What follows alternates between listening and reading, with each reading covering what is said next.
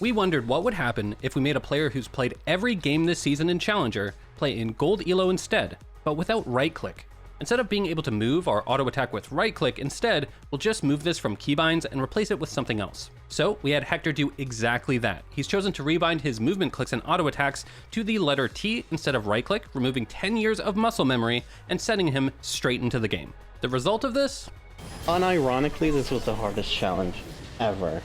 Now that is saying a lot, given these are just a few of the challenges he's done in the past, including classics such as playing without a keyboard, Yuumi in top lane, and disconnecting his support. But how is today's challenge harder than all of those? Well, if he wants to move left, he has to click T and click where he wants to move. If he wants to auto-attack during a trade, he'll have to press T and click on his target just to auto.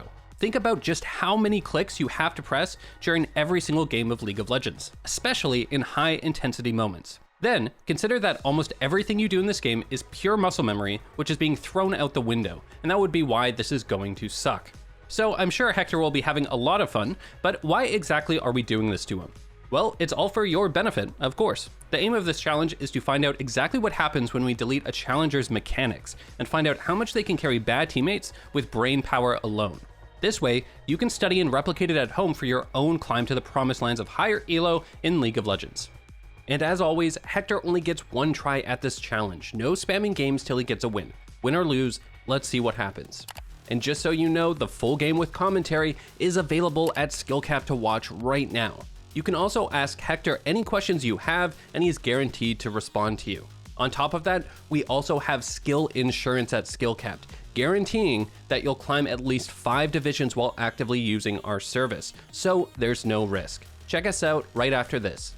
And so, let's jump into the laning phase where Hector has matched up against a Zed. This champion is, without a doubt, the most hated champion in the Gold Elo bracket with a 44% ban rate at the moment. No one likes playing against Zed, and Hector will have to navigate through this lane misclicking nearly everything he wants to do. We're immediately going to see the effects this challenge has on poor old Hector. At the start of the lane, versus most melee champions, you obviously want to abuse your range advantage. He does just that, starting W and auto-attacking Zed as he walks up to last hit. But pay attention to his mouse. After his auto, Hector wants to kite back, but forgot to press T. So Hector has an excuse for messing this up, but you don't. Remember that you don't want to overchase into minions, since you'll take a lot of damage in return. Oh, I'm trying to kite back. God dang it. I took a lot of minion damage there. As that happens, Hector's Darius casually cruises his way through mid, getting Zed's flash, just the usual Gold Elo shenanigans. It's obvious our plan has worked for this challenge, and Hector's movement has dropped from Challenger all the way to Gold Elo standards, but if we're being honest, Gold Elo players move a lot better than he is at the moment. So with Hector being practically fingerless, let's take a look at how he's able to dominate lane phase just by using strategies anyone can do, no fingers required. Okay, so he used this thing, obviously, so I could just walk up and punish him. Alright, so he just used this Q so we can walk up here, no mechanics needed. As you can see, it's not too hard to punish most melee matchups in Gold Elo by just punishing obvious mistakes, especially since Hector opted into running a very aggressive rune page, allowing him to really punish Zed every time he walked up and wasted abilities. Remember, your opponent will make a ton of mistakes, just like this example. Zed just used his Q to last hit the cannon, so then why is he walking up so far forward? It's not like he can just last hit this melee minion, so he's just taking damage for free. As you can see, even without perfect spacing, optimal damage, or skill shots, Hector has a decent health lead, a pot advantage, and is in prime position to win this lane just from basic fundamentals. Okay, so step 1 of your game plan versus melee champions has been done. Build up that slow push and harass every time the melee tries to last hit during their weak early levels. From here, you generally have 2 options. You can set up a recall from your slow push crash, or you can look to stay and harass them under tower with your big wave. Which would you do here if you were Hector? So a nice trick to remember is that this choice will always boil down to how the melee played early. Generally, what we recommend melee mid laners to do is to concede last hits and play safe, preserving their health pool. That way, they can actually fight back at their level 3 spike with a full HP bar. This is usually the ideal game plan for melee players, and it's good to know even if you don't play mid lane assassins. In those cases, as a ranged champion, you're often better off recalling off the crash, since you will potentially lose a 1v1 duel versus an assassin on fair terms. But as we saw, Zed took a lot of harass during the early lane, so Hector has the 1v1 advantage. What this means is that the better option is usually to stay and try and harass them under tower, and then freeze the wave off the bounce back, and Hector chooses to do that. But here's where things start to go very wrong. Hector's movement and spell usage is super sloppy. While trying to harass Zed under tower, he messes everything up and takes a massive chunk of damage. That's probably how a lot of your own games go as well. Even if you have the perfect setup, you can obviously still make mistakes or get outplayed, throwing the game back into your opponent's hands. And Hector is now getting repeatedly outplayed, even by this gold Zed. He baits Hector into canceling his recall not once, but twice. Things are not looking good anymore. Let's see what he has to say. Anyway, I was gonna say, if you're ever losing, like you're ever getting outplayed, you should just try to base, right? But I got canceled twice because I'm a moron. Like, sometimes you get outplayed, right? Sometimes you're just getting completely owned, like I am right now. It's better to not ego it. When reviewing winning games, we always rant about how good it is to deny your opponent a whole wave by forcing them to base at a bad timing. And you guys probably know exactly how frustrating it is to get forced out of lane. But mentality is a huge part of League. So many players will just stay here and die, but Hector has the discipline to know he's messed up and just takes the bad recall, falling a bit behind. Now that he's back in lane, as a player who constantly gets outplayed on his main account, Hector is all too familiar with what you should be doing when you're mechanically outclassed by your opponent. I might just permanently try to push waves and leave lane. Because if I do that, I don't really have to interact with my lane opponent, and he can't outplay me, if that makes sense.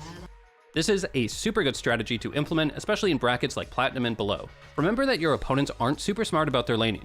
Even if they're outplaying you in trades, they may not notice what you're about to do.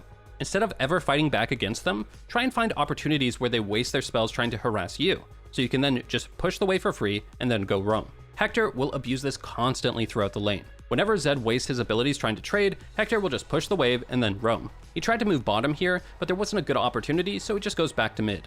The same thing happens yet again. Zed whiffs another combo. Technically, Hector could play to punish Zed in lane, but as we said, he's not too confident in his abilities, so he just pushes the wave and roams once more. Can't go top since the wave is pushed in, and ganking a Mordekaiser after level 6 in general is hard. So he decides to go bottom and prays that his Nautilus maybe hits a hook. It doesn't work, so he just falls back. This following time, Zed is just randomly away from lane. Hector pushes again and looks to go bottom. However, take notice that as he crosses the mid-river point, the enemy bot lane mysteriously backs off. But when he starts walking back to lane, they reappear in lane aggressively. This indicates that they saw him roaming through the middle of the river. You'd think that he'd give up at this point, but no. Remember, he doesn't want to play to win lane since he's so outskilled at the moment, so he tries one more time. Okay, so they saw me go through the river, right? So I'll just go this way. And again, I could be owning the Zed, but we're just pretending I did not mean to hit that! Maybe they're blind? Surely they're blind, right? Yeah, they're blind, they're blind, they're blind! Hector's persistence pays off and he finally gets a successful roam off to score a massive shutdown on the Ashe. As a quick note, we want to emphasize just how obvious this roam was and what made Hector exclaim the following. I love low elo.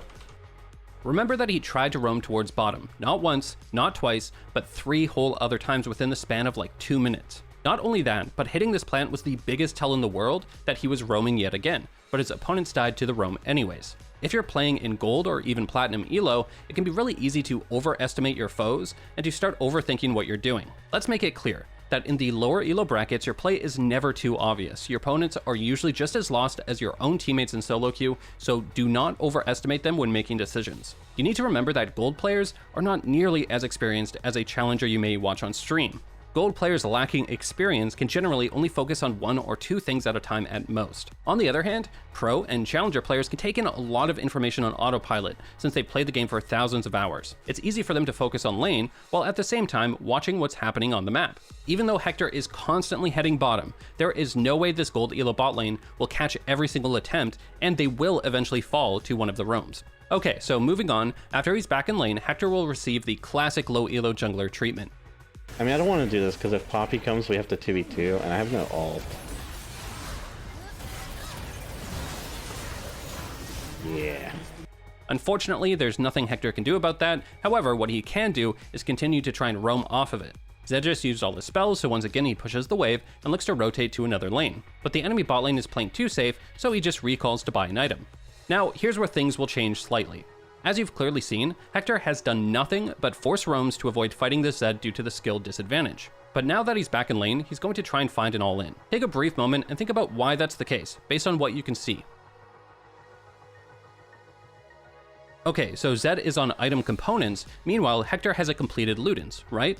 It doesn't matter how outclassed you think you are. You should always play off an advantage this big, regardless of the skill difference. Even if you are facing off against Faker himself, you should take this fight, and that's precisely what Hector does. I mean, he's dead here. Technically. I'm so good. I keep trying to... I keep thinking I'm disconnected. God dang it. As you can see, even though his play is super sloppy, he just had such a dominant damage advantage that he was going to win that 1v1 anyway. Before moving on though, let's watch the cleanest play you're ever going to see in your life. I'll just try and zone Poppy from going on my team. No!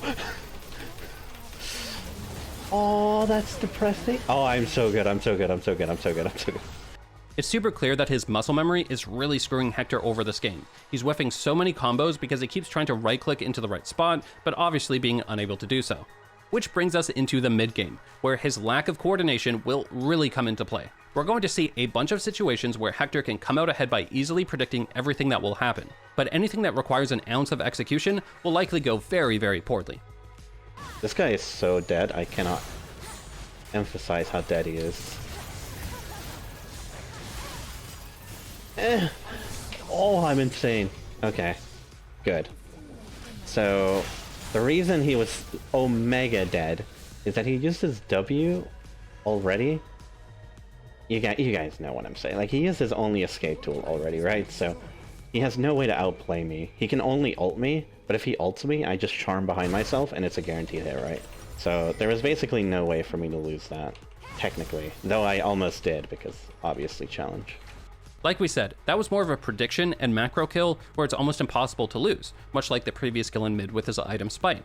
However, a bit later he tries for one where he actually needs to perform just a bit. Unlike before, he actually needs to dodge skill shots and do 2 solid damage rotations to score a kill here, which would be impossible for him during this challenge. Not only does Hector not score a kill, but a bit later he walks right into Mordekaiser, feeding him a big shutdown. I love Loila. Sadly for Hector, the enemy team is picking up steam after his death, and they're even threatening Baron after finding a pick on his Samira. Now, normally a challenger caliber player could cheat their way out of the situation with pure mechanics by just killing everyone. But Hector needs to play like us regular folk, and can only wait for his teammate to do something. I kind of want Nautilus to just go for a hook on the Zed. Like, if he does, it's really good for us. Being unable to do anything on his own, the Baron becomes a 50-50, but thankfully his Viego ends up stealing it. Let's see how he uses this temporary advantage. Let's just go Dragon, go Dragon. We have waves to push off, work off of right now. We can maybe catch them in the rotation here. No. Okay, the rotation here, surely. So I'm just making sure they can't come this way, which guarantees Dragon, right? Because they all had to go left or something. Now, what he's about to abuse is the following tip. Remember that if your opponent all commit to one side of the map for an objective, they likely had no vision on the opposite side of the map. That's why he was so confident to sit here without his sweeper available. His opponents having vision on this side of the map is possible, but very unlikely. Lulu might face check, which I could maybe kill. It's either Lulu or Poppy. My chances are 50-50.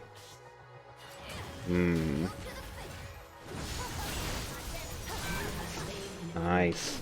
Awesome, that's yet another macro kill, where no skill was required. Unfortunately for Hector, his schemes are about to come to an end, as this challenge has proved too difficult for him. Like he said, it was the hardest one he's faced yet. Later on into the game, he's sneaking into the enemy jungle to try and score picks, predicting the enemy team will face check to contest Dragon. But then they see Mordekaiser troll pushing bottom and collapse. The fight starts off alright, but very quickly goes downhill. Oh, that's not good. Oh my god, I got stuck. He even misses his opportunity to land a valuable charm in the same way he failed the previous Poppy kill. He clearly wanted to click forward, but doesn't do so. Oh, I keep getting stuck. Every time I R, I just get stuck. It's like, obviously, 10 years of habit. Yeah, Hector. 10 years of habit is definitely the reason for what's about to happen next. No, no, no, no! I did not mean to do that! I love Loila.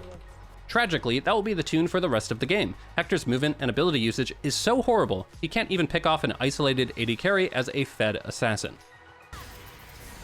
Oh my god, I cannot play. I cannot play. I cannot play.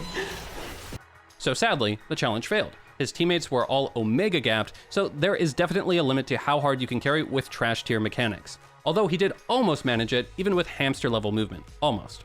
But this is actually great news for everyone, well, besides Hector. We got to see a lot of the tricks that you can use to get ahead, despite barely being able to move your own character. We review a lot of low elo games, and his mechanics were more at an iron level than gold. What this means is that if you abuse the super simple macro strategies like he did this game, that you could be carrying way more games on your own, even when you have horrible teammates like in this one. And remember to check out Skill Cap to see the full version of this game with live commentary from Hector, as well as our rank up guarantee and dozens of challenger tailored courses designed for you to escape elo hell. There's no reason not to sign up today. But that's it for this video. We pulled this challenge from the comments of all of our other challenge videos, so make sure to leave your ideas for us down below for more ways to learn from Hector. We here at SkillCapped want to thank you for watching, and we'll catch you in the next one.